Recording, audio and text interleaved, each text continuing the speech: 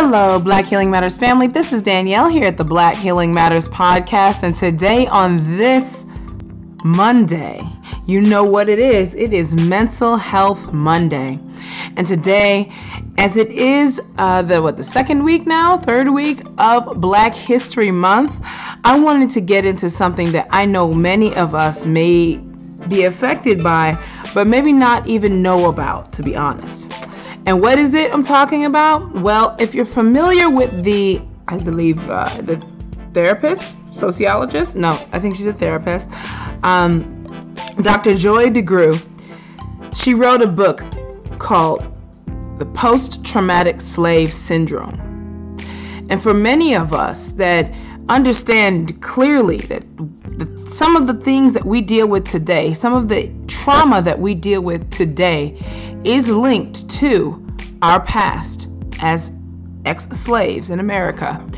If you understand that, sometimes I know it's difficult to articulate it, especially to connect the dots. When somebody says to you, how can something that didn't even happen to you, something that happened hundreds of years ago, still be affecting you today? Well, Dr. Joy Degruy, she masterfully connects the dots for us. So as a real quick introduction, I just decided to find on Wikipedia the description of the post-traumatic slave syndrome, and I'll read a bit of it. This is a 2005 book resulting from years of historical and psychological research by Dr. Joy Degruy. PTSS describes a set of behaviors, beliefs, and actions associated with or related to multi-generational trauma experienced by African Americans that include but are not limited to undiagnosed and untreated post-traumatic stress disorder, PTSD, in enslaved Africans and their descendants.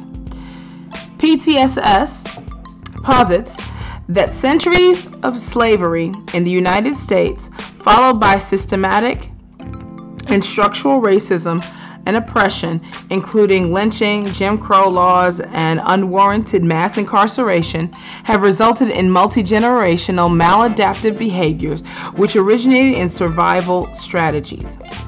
The syndrome continues because children whose parents suffered from PTSS are often indoctrinated into the same behaviors long after the behaviors have lost their contextual effectiveness.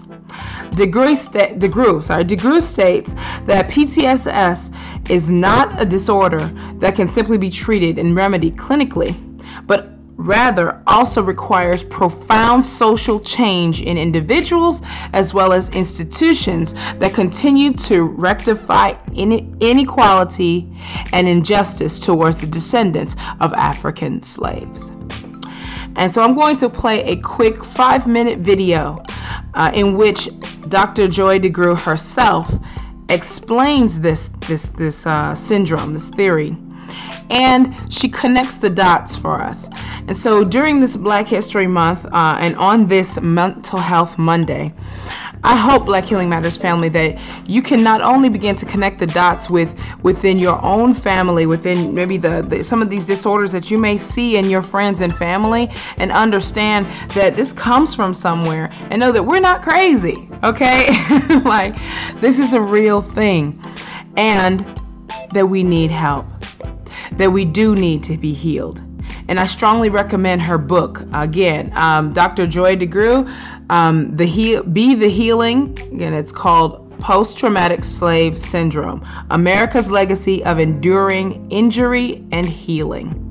Check it out. It is profound. Stay tuned for this 5-minute video where Dr. Degruy herself will introduce and explain this disorder. As always, fam, stay blessed, stay healthy.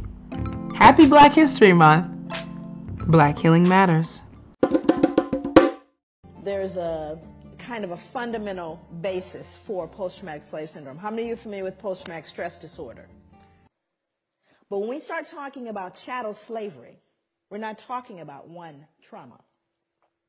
We're not talking about a specific event. We're talking about generations of trauma with no intervention. Based on what I know about sugar plantations, tobacco, and the Caribbean, what I know about American chattel slavery and the plantations there, does anyone right now ever recall mental health assistance to slaves? Anybody remember sending in the therapist after I sold off your son, daughter, raped folks? At any point? Never. Second question. After slavery was officially over, now you're free. Anybody remember any therapy then? We know it's been rough, it's been deep for you, it's been difficult. We're going to do a little group therapy. Anybody remember that? That would be no.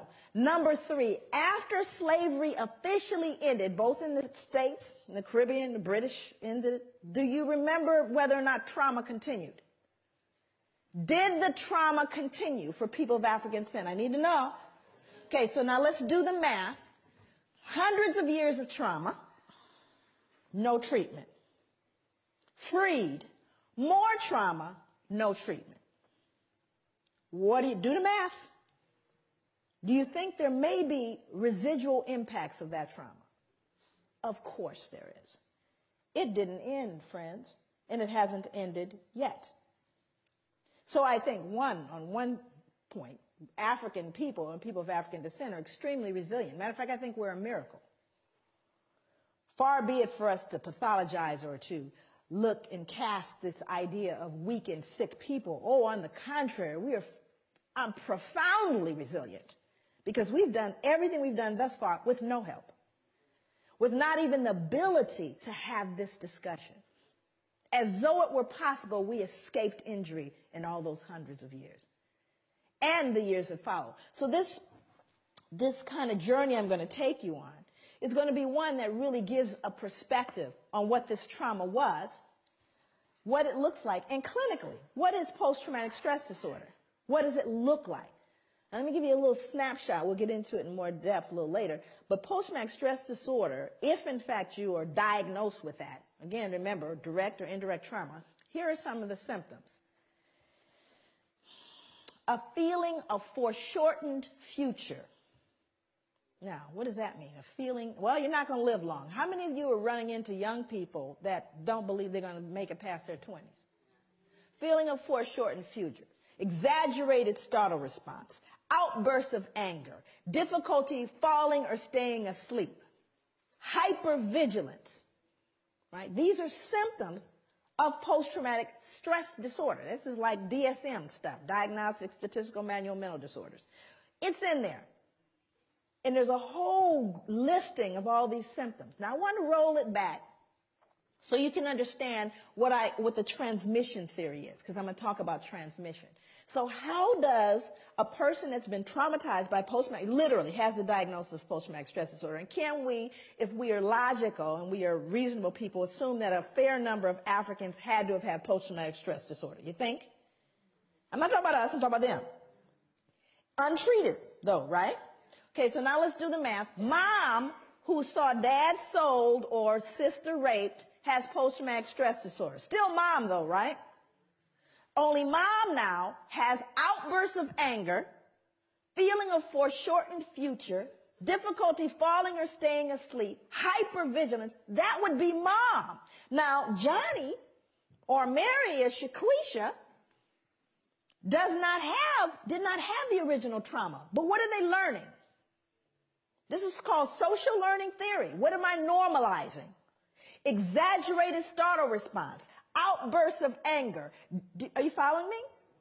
So I didn't have to be traumatized. Now, the other thing is, do you think Johnny and Mary got traumatized too? Do you see? So what happens in your environment, you learn from the significant others in your environment. And if they're broken, guess what you're going to be? You're learning from broken people. And you're normalizing that behavior. And then it becomes, years later, 2008, that's their culture. Hello, Black Healing Matters. This is Lee, the Vice President of TEP Corporation. I just wanted to reach back out to you to say I deeply appreciate you calling in and showing some love on the station. And I will definitely be tuning in and interacting with the content that you put out. It's definitely a great thing to know that you are building that type of platform, and I definitely will be interacting. I also would like to say that good luck and God bless with that business venture. If you ever have any questions or need any type of other tips outside of the podcast, definitely feel free to reach out to me through email or through phone. I would definitely love to help if there's help needed. Once again, good luck with everything. Entrepreneurship is so important to the soul. God bless. Hey Danielle, what's up with you? Oh man, I just finished up with the dentist, so I might have a little bit of rocky lip, but I wanted to say about your calling, and let's get back into the vertical. Man, that's hard to say. The vertical business cases.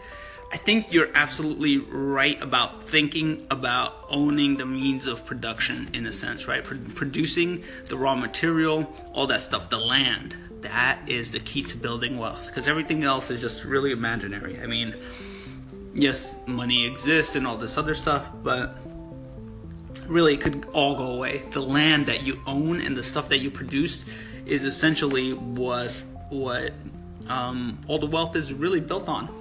But I do like the flip side of things being so easy to spin up that you could invent a business and really have it as a disposable business, because we kind of live in a disposable society now, if that makes sense.